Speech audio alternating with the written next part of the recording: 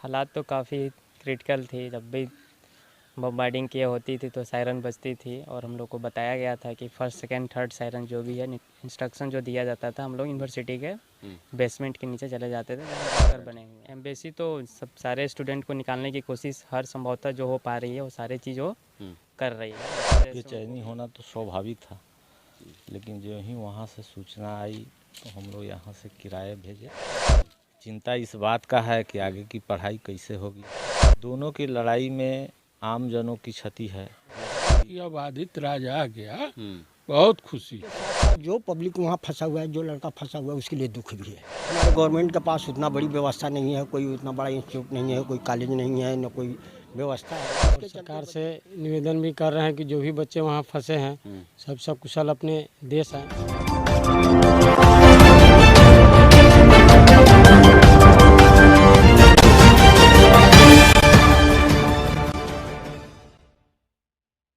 नमस्कार, आप देख रहे हैं STV न्यूज़ और मैं हूं समीउल्लाह चंपारनी। यूक्रेन और रूस के बीच जंग जारी है और अभी भी कई सारे स्टूडेंट्स वहां फंसे हुए हैं। लगातार आने की कोशिश कर रहे हैं। एम्बेसी भी लगातार उनके टच में है और उनको वापस लाने की भरपूर कोशिश कर रही है। इसी दरमियान इसी क्रम में हम अभी पहुँचे हैं मोतिहारी ज़िला के ढाका अंतर्गत जमुआ पंचायत के गढ़िया गाँव में, जो आदित्य राज सकुशल लौट आए हैं, स्वदेश लौट आए हैं, अपने घर पर हैं। इनके परिजनों में खुशी का माहौल है और एक दूसरे को बधाई भी दे रहे हैं। लोगों का तांता लगा हुआ है, मिलने जुलने वाले भी आ रहे हैं, बधाई दे रहे हैं।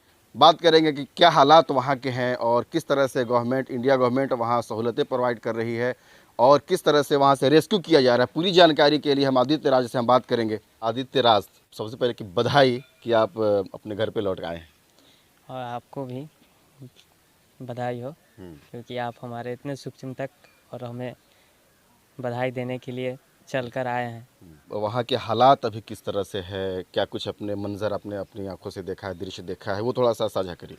हालात तो काफ़ी क्रिटिकल थी। जब भी बमबार्डिंग किए होती थी तो सायरन बजती थी और हम लोग को बताया गया था कि फर्स्ट सेकंड थर्ड सायरन जो भी है इंस्ट्रक्शन जो दिया जाता था, हम लोग यूनिवर्सिटी के बेसमेंट के नीचे चले जाते थे जहाँ बंकर बने हुए हैं। और फिर जब होता था तो जब हम लोग को वही सब चीज़ फूड वगैरह यूनिवर्सिटी की तरफ से प्रोवाइड कराया गया था। जो वहाँ एक बंकर में फैसिलिटी होती थी वो सारी चीज़ थी वहाँ।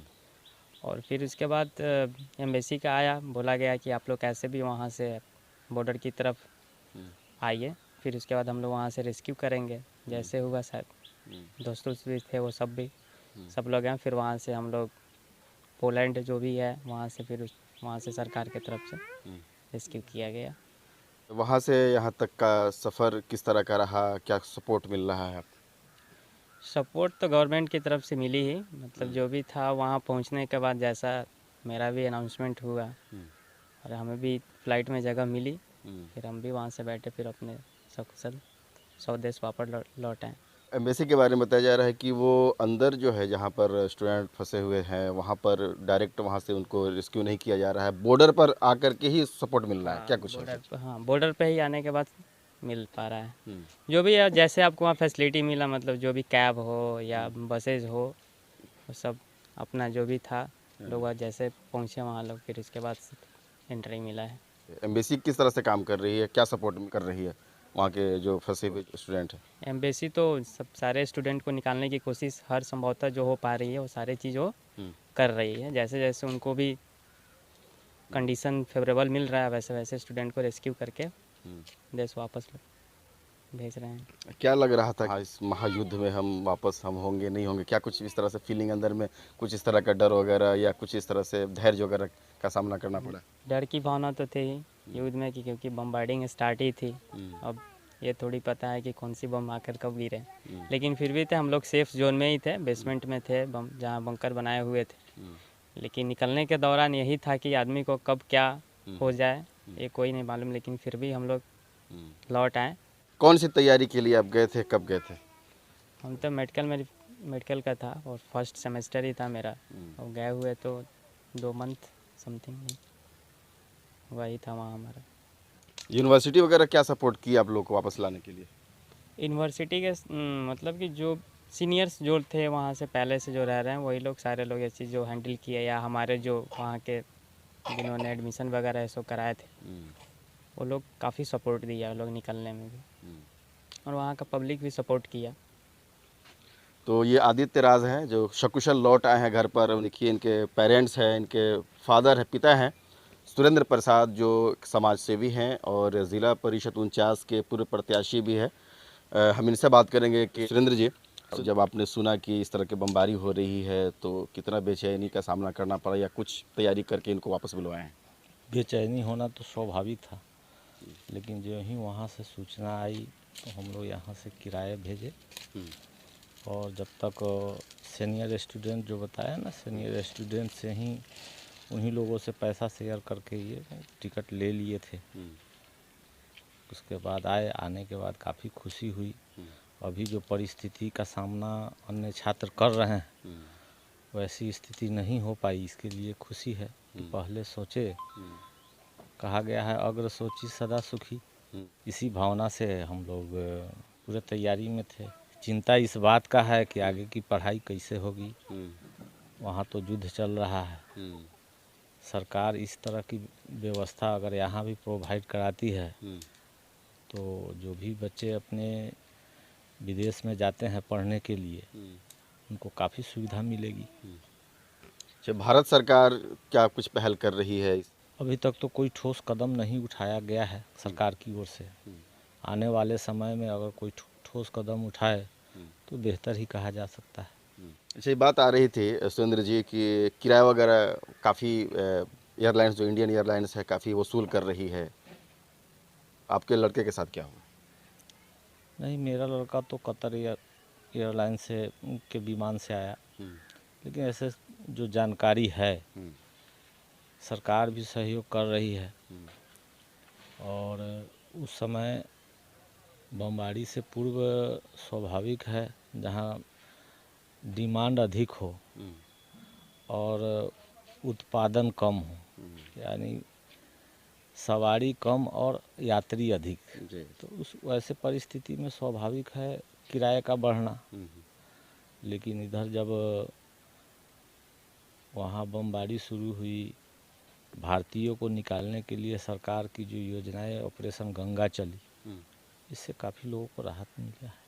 ये रूस और यूक्रेन के बीच जो लड़ाई चल रहा है इसका वजह आपकी नज़र में क्या है, क्या मानते हैं? दोनों की लड़ाई में आम जनों की क्षति है।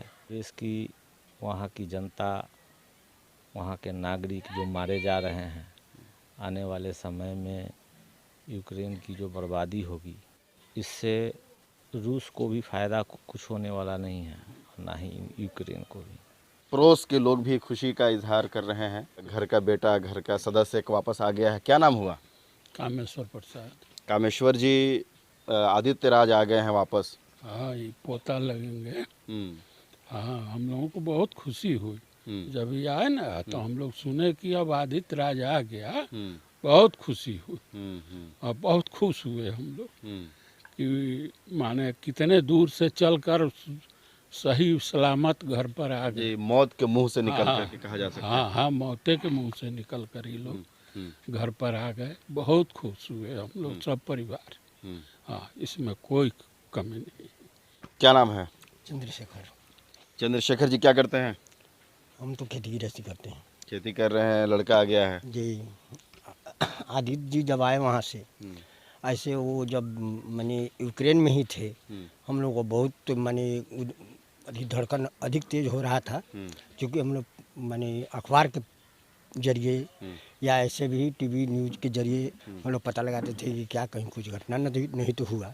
सही सलामत जब इनका फ्लाइट हो गया तो हम लोग को बहुत खुशी हुई, और खुशी के साथ साथ जो पब्लिक वहाँ फंसा हुआ है, जो लड़का फंसा हुआ है, उसके लिए दुख भी है।